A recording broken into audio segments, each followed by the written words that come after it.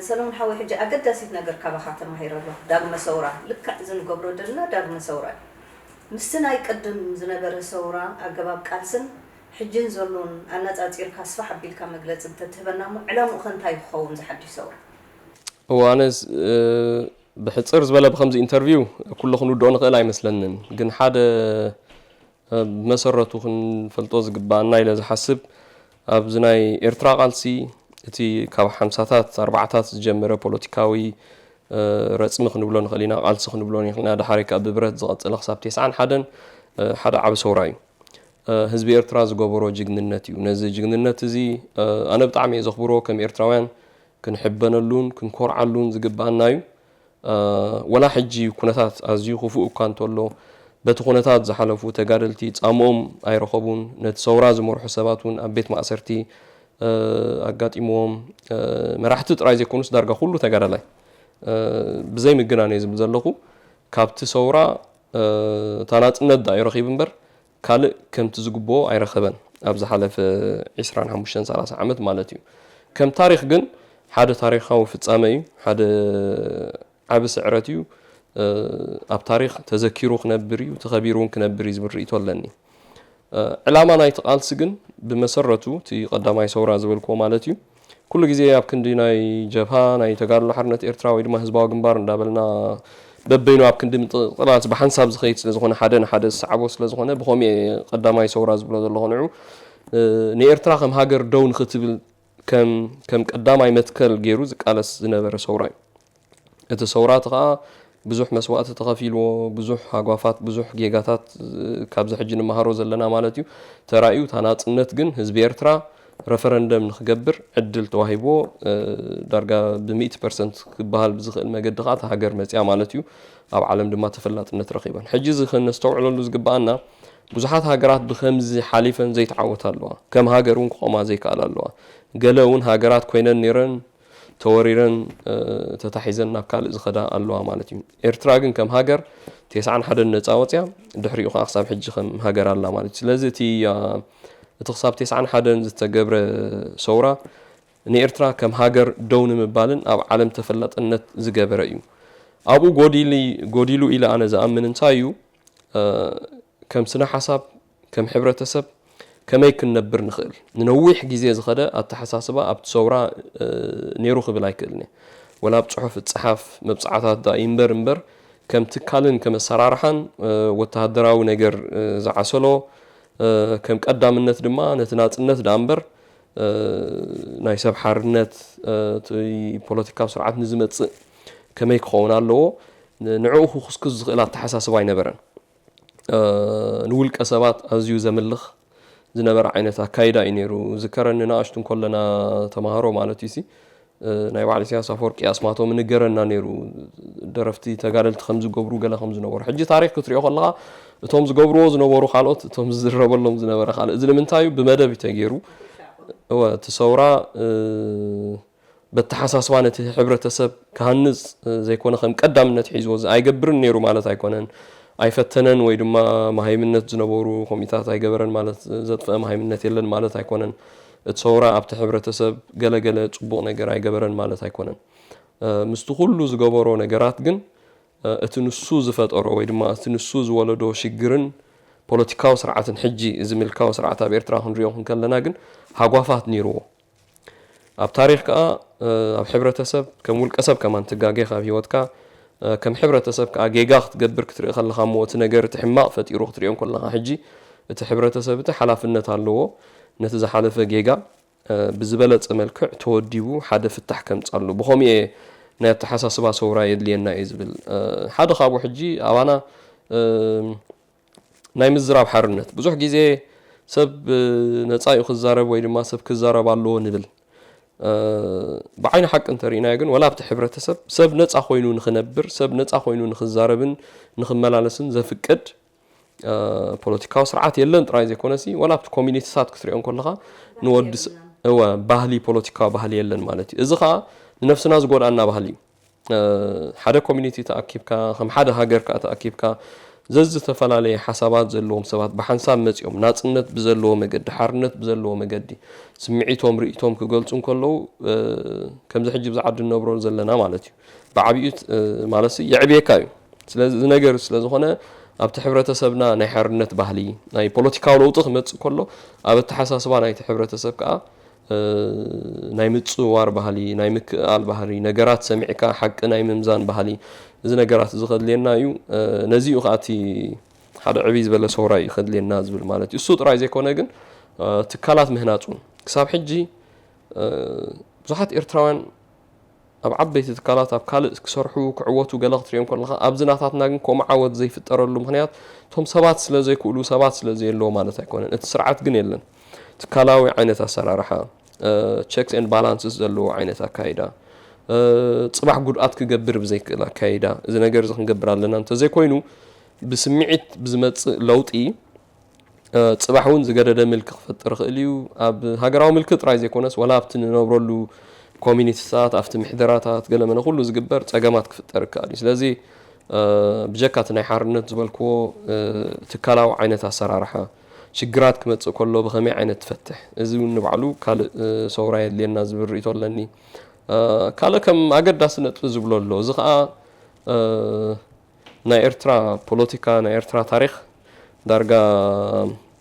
ምስ ናይ ኢትዮጵያ ብዝተኣሳሰር መገዲ ክሳብ ሕጂ መጽኡ እንተበልኩ ምግናን ኣይኮነን ንምንታይ ከምኡ ዝብል ዘለኹ ኤርትራ ከም ሃገር ኣብ ኣርባዕታት ነጻ ክትከውን ነይርዋ ዋላ ቅድሚኡ ነጻ ክትከውን ነይርዋ ግን ትመግዛእቲ ንፈልጦ ኢና ከመይ ከም ዝነበረ መጨረሽኡ ከዓ ሃይለ ስላሴ ክወራን ከሎ ካብኡ ምስ ጀመረ እቲ ቃልስና አንጻር ኢትዮጵያ ነይሩ ኤርትራ ነጻ ምስ ወጸቱን ቁሩብ ግዜ ደሓን ነይሩ ግን መጨረሽኡ ብናይ ኢትዮጵያ ጸገም ከኣኒ ጸገማት አካይዱ ማለት ሕጂ ኣርሒቕና ክንሓስብ ዝግባአና ኮይኑ ስምዓኒ ኤርትራ ከም ሃገር ቀጻልነት ብዘለዎ ንነዊሕ ትኸደሉ ኣገባብ ኣሎ ድየለን ኣብ መንጎ እንታይ ከጋጥሙና ክእሉ ጽባሕ እንታይ ከጋጥሙና ክእሉ ድሕሪ 100 ዓመት ንኤርትራ እንታይ ከጋጥሙዋ ክእሉ ኣብ ግምት ከነእትዋ ኣለና ሕጂ ሓሲብና ማለት በቲ ሕጂ ዝሓሰብናይ ሓሳብ ድሕሪ 100 ዓመት ከምኡ ንኸይድ ማለት ኣይኮነን ግን ከጋጥሙና ዝኽእሉ ጸገማትን ብድሆታትን እንታዮም ኢልና ክንሓስብ ይግባአና እዩ ኣነ ሕጂ ምዝ ለውጢ ዝመጽእ ዘሎ ኣዚና ከነስተውዕለሉን ክንሪኦም ዝግባአና ኤርትራ ከም ሃገር ንበይና ኣብ ከባቢያ እንታይ ይኸውን ብዘይገድስ በይና ክትዓብን ክትምዕብልን ትኽእል ሃገር እያ ዝብል እምነት የብለይን ከም ኩለን ሃገራት ኤርትራ ምስ ጎረባብታ ክትነግድ ምስ ጎረባብታ ዘሎ ህዝቢ ድማ ተኸባቢራ ንክትነብር ናይ ኤርትራ ረብሓ እዩ እዚ ዘለናዮ ኩነታት እዚ ዘለናዮ ተሓሳስባ ግን ንከምኡ ዝዕድም ኣይኮነን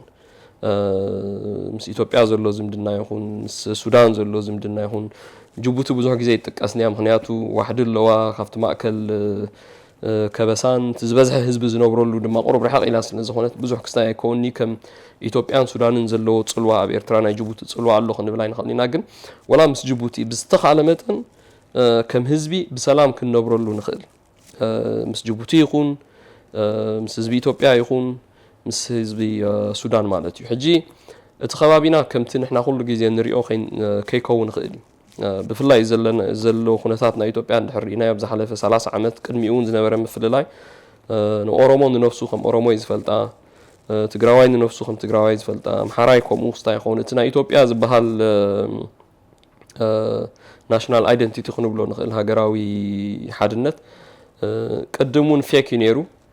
ሕጂ እውን ኣብ ሓደጋ ዘሎ ኩነታት ይኽንብል ንኽእል ሕጂ ኣብ ውሽጦም ከመይ መሓደሩ እንታይ ይገብሩ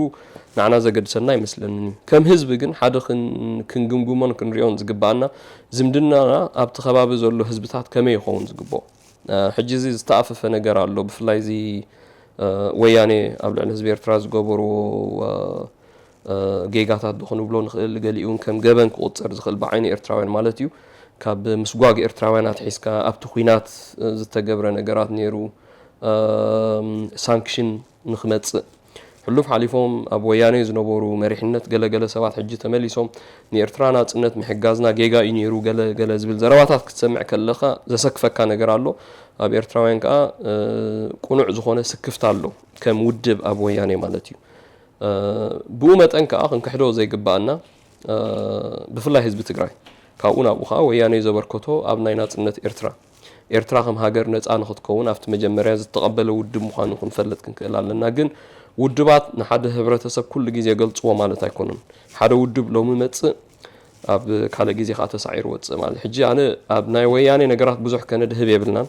ብዙሕ ከነተኩር የብልናን ምክንያቱ ወያኔ ንዘላለም ዝነብር ትካል ኣይኮነን ህግደፉ ንዘላለም ዝነብር ትካል ኣይኮነን ህዝቢ ትግራይ ንዑ ዝመስሎ ፖለቲካዊ ስርዓት ፖለቲካዊ ዳበ ክገብር እዩ ወላ ንወያኔ ተመረጾን ኣየገድስኒ ማለት እዩ ነቲ ህዝቢ እቲ ዝምልከት ከም ህዝቢ ግን ህዝቢ ኤርትራን ህዝቢ ትግራይን ብሰላም ዝነብረሉ መገዲ ንነዊሕ ግዜ ማለት እዩ ክንሓስብን ክንርኢን ኣለና ምክንያቱ ንምንታይ ከም ዝብል ዘለኹ ናይ ህዝቢ ትግራይ ጥራይ ኣይኮነን ባይዘወይ ህዝቢ ኦሮሞ ከምኡ ዓይነት ዱልዱል ዝኾነ ዝምድና ዝግበረሉ ነገር ምክንያቱ ካብኡ ዝመጽእ ሓደጋ ድሕሪ ሕጂ ክህሉ የብሉን ምስ ዓፋር ዘሎ ዝምድናታት ኣዝዩ ክድልድል ኣሎ ኣብ ናይ ጅቡቲ ዓፋርን ኣብ ናይ ብናይ ሱዳንን ከምኡ እዚ ናይ ኢስት ሱዳን ዝግበር ምንቅስቃሳት ኩሉ እቲ ህዝቢ ብደም ገሊኡ ተዋሳሲቢ እዩ ገሊኡን ብዙሕ ኮሚታት ስለ ዘሎ ንምንታይ ዝጠቅስ ዘለኹ እዛ ናይ ትግራይ ብፍላይ ኣብ ዝሓለፈ 20 ዓመታት ዘየድሊ ጎስጓስ ንጽልእ ተገይሩ ወላ ብናይ ህግደፍ ወገን ከምኡ ተገይሩ ብናይ ወያኔውን ከምኡ ተገይሩ ማለት እዩ እዚ ሕጂ ኣብቲ ህዝቢ ክኸውን ዘይግብኦ ጽልኢ ኣብ ውሽጢ ሰብ ኣሎ ኢለ ግምት እቲ ሰብ ግን ከምኡ ደሊ ማለት ኣይኮነን እዚ ነገር እዚ ክፍወስ ክኽእል ኣሎ እዚ ነገር እዚ ብሰላም ምስ ጎረቤትካ ምንባር ተኸባቢርካ ምንባር ንኹሉ ህዝቢ ረብሓ እዩ ንህዝቢ ኤርትራውን የርብሓና እዩ ማለት ሕጂ ነዚ ነገር እዚ ኣብ ባይታ ንኽተተግብሮ ኣዝዩ ከቢድ ምዃኑ ስለዝፈልጥ ሰውራይ ዘድሊ ዝብልሲ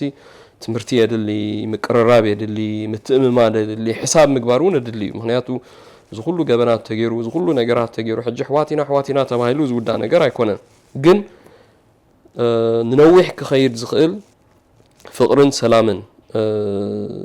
ዝበለጸ ሰላም ዋሕስ ዘለዎ ሰላም ንኹሉ ግን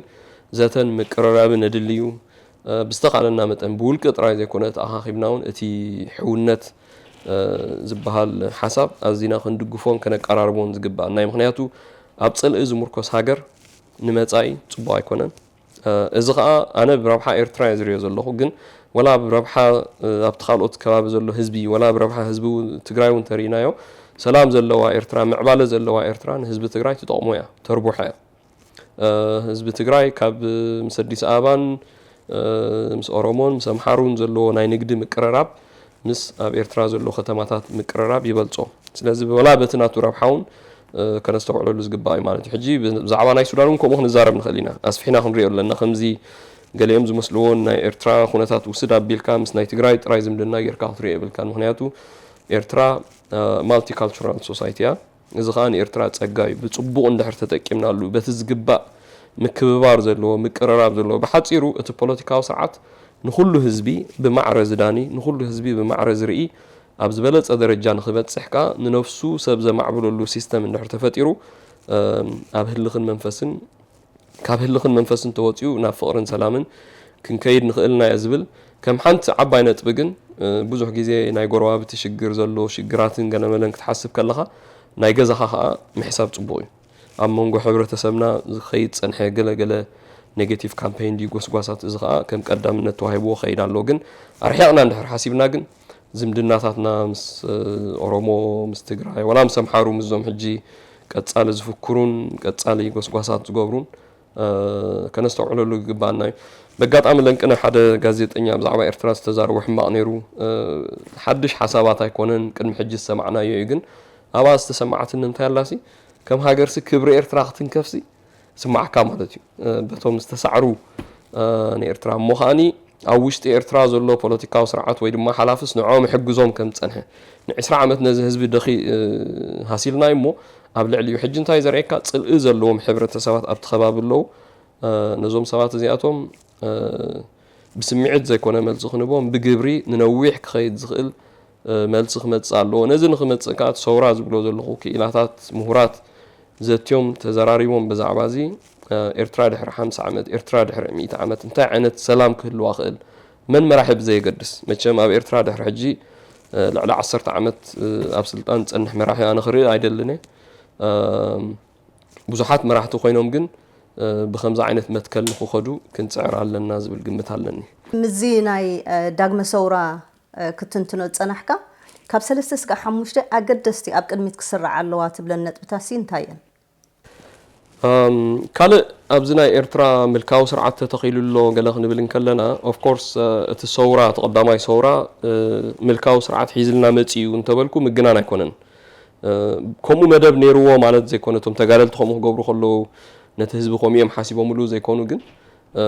እቲ ፍሉይ ጉጅለ ውሽጣዊ ሰልፊ ዝበሃል ዝነበረ ነዚ ስልጣን ጨቢጡ ዘሎ ውሑድ ቁፅሪ ዘለዎ ጉጅለ ንከምዚኢታት ገይሩ እዚ ክግበር ከሎ ግን ከምኡ ኣብ ኤርትራ ንኽመፅእ ንዕኡ ክሕግዙ ዝኽኣሉ ኣተሓሳስባን ኣካይዳታትን ግን ነይሮም እዮም እዚኣቶም ሕጂ ረቀቕቲ እዮም ኣዝዮም እዮም ረቀቕቲ ገሊኦም ክትሪኦም ኣይትኽእልኒ ኢኻ ከተስተውዕለሎም ትኽእል ኢኻ ማለት እዩ ግን እዚኢታት መፅናዕቲ ተገይሩ እዚ ንባዕሉ ካልኣይ ግዜ ኣብ ኤርትራ ምልኪ ከይፍጠር ካልኣይ ግዜ ህዝቢ ኤርትራ ከምዚ ሕጂ ዝስደዶ ዘሎ ከይስደድ ካልኣይ ግዜ መራሕቲ ውድባት ድዮም መራሕቲ ትካላት ድዮም መራሕቲ መንግስታት ድዮም ንህዝቢ ኤርትራ ዘይብድልሉ ክብድሉ ኣብ ዘይክእልሉ ደረጃ ንኽበፅሑ ማለት እዮም ሕጂ ክመፅእ ይኽእል እዩ ሰብ ብተፈጥሮኡ ከምዚ ናይ ኢሳያ ባህሪ ዘለዎ ኣነ ጥራይ ክገብር ዝኽእል እንዳበለ ናይ ምዝራብ ምትላል ገይሩ ሰብ ክመፅእ ክፍትን ይኽእል እዩ ግን ንዕኡ ንኸይመፅእ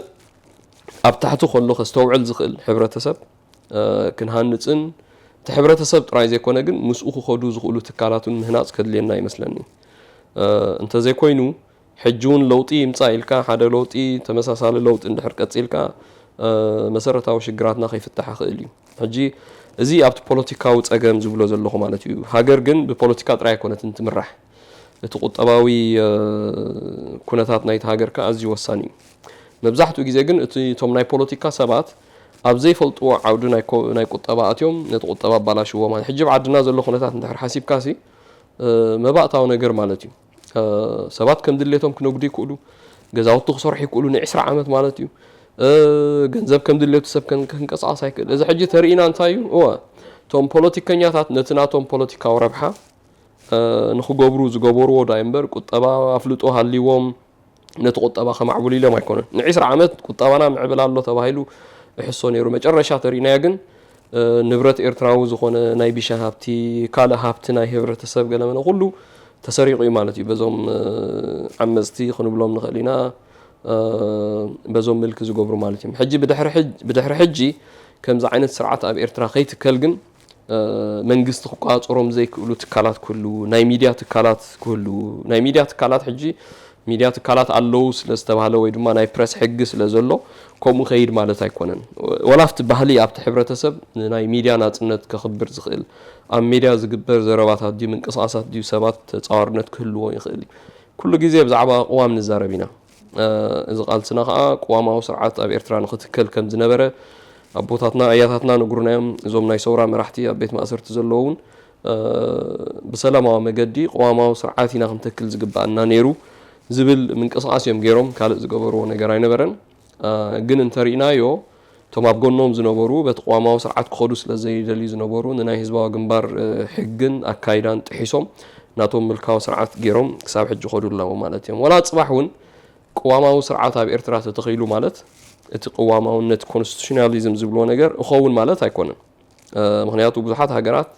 ብዙሓት መንግስታት ርኢና ኢና ቅዋም ኣለና ብሉ ግን ኣንጻር እቲ ቅዋም ከዓ በቲ ንሳቶም እቲ ቅዋም ዝህቦም ሉፕሆልስ ድዩ ዓመፅ ተጠቂሞም ነቲ ቅዋም ክብሕትዎን ሕማቅ ስራሕ ክሰርሑን ንርኢ ማለት እዩ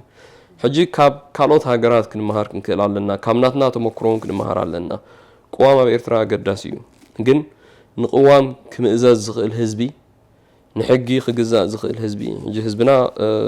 ኣብ ብዙሕ ነገራቱ ተመክሮ ስለ ዘለዎ ታሪክ ስለ ዘለዎ ምዕቡል ህዝቢ እዩ ግን ልዕሊ እቲ ህዝቢ ከዓ እቶም ኣብ መሪሕነት ዝመፁ ኣብ ኩሉ ማለት እዩ ሰብ ኣብ ስልጣን ምፃእ ክብለካ ከሎ ሃራይ ኢልካ ስልጣን ናይ ህዝቢ ትቕበል ሰብ ከዓ ብመዓልቱ ካብ ስልጣን ውረድ ክብለካ ከሎኻ ንናይ ህዝቢ ድምፂ ዝሰምዕ መሪሕነት ኣብ ኤርትራ ንኽፍጠር ትካላዊ ስርዓትን ናይ ኣተሓሳስባን ሰውራውን ከድልየና ሕጂ ብዙሕ እዩ ኩሉ ክጠቕሶ ይክእልኒ ኣብዚ ግዜ እዚ ግን እዚ ሃገር እዚኣ ዝተማሃሩ ሰባት ሓላፍነት ኣለዎም ዝበለፀ ስርዓት ክተኽሉ ናይ ኣሜሪካ ታሪክ እንድሕር ርኢናዮ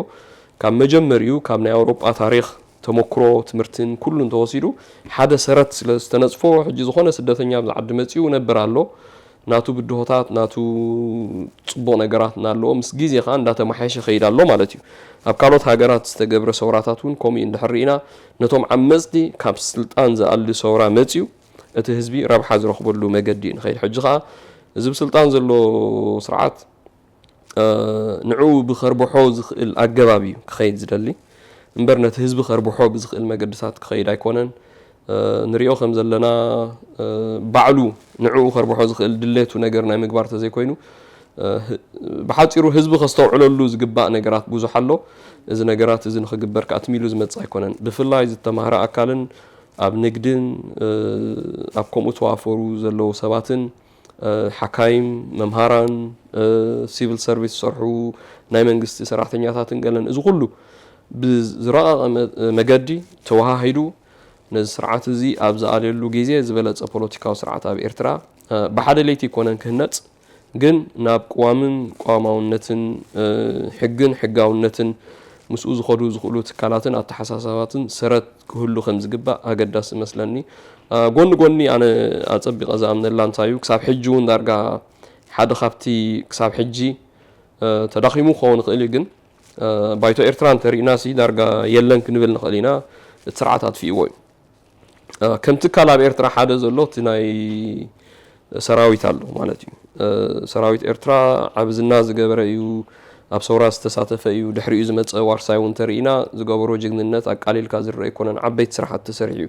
ከም ሓደ ትካል ከዓ እቲ ሰራዊት ኣሎ ማለት እዩ ሕጂ ኤርትራ ዝሓየለ ሰራዊት ሒዛ ምህላዋ ኣብቲ ዞባ ኩሉ ግዜ ፅቡቅ እዩ እዚ ዘሎ ሰራዊት እዚ ዘሎ ናይ ምክልኻል ኣካይዳ ንኤርትራን ንህዝባን ሕጂ ናይ ሰራዊት ሓላፍነት ንመንግስቲ ምክልኻል ወይ ድማ ንሓደ ውድብ ምክልኻል ዘይኮነ ንረብሓ ህዝብን ንረብሓ ሃገርን ምክልኻልን እዩ ስለዚ ነቲ ዘሎ ተዳኺሙ ዝበሃል ናይ ምክልኻል ሰራዊት ካብ ዘለዎ ኣዝዩ ክብርትዕ እቲ ዘለዎ ከዓኒ ከምቲ ገሊኦም ዝመስሎም ንኤርትራ ከተፍርስ ንመንግስቲ ከተፍርስ እንከለኻ እንኮላይ ንትካላቱ ምዕናው ገለ ዝበሃል ኣነ ብዙሕ ዘይቅበሎ ነገር እዩ ሓደ ካብቲ ካልኣይ ሰውራ ክንጥንቀቐሉን ክንሓስበሉን ዝግባአና ኤርትራ ትማሊ ብሰራዊታ ኩርዕቲ ነይራ ፅባሕ እውን ዱልዱል ሰራዊት ክህልዋ ነቲ ህዝቢ ረብሓ እዩ ሰላምን ውሕስነትን ካብ ሓያል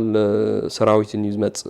ምናልባት ሰራዊት ናቱ ምልኪ ከይፈጥር እንታይ ዓይነት ጥንቃቐ የድሊ ዝብል ሓሳብ ከም ሓሳብ ተሓሲቡሉ ክስራሐሉ ዝግባእ እዩ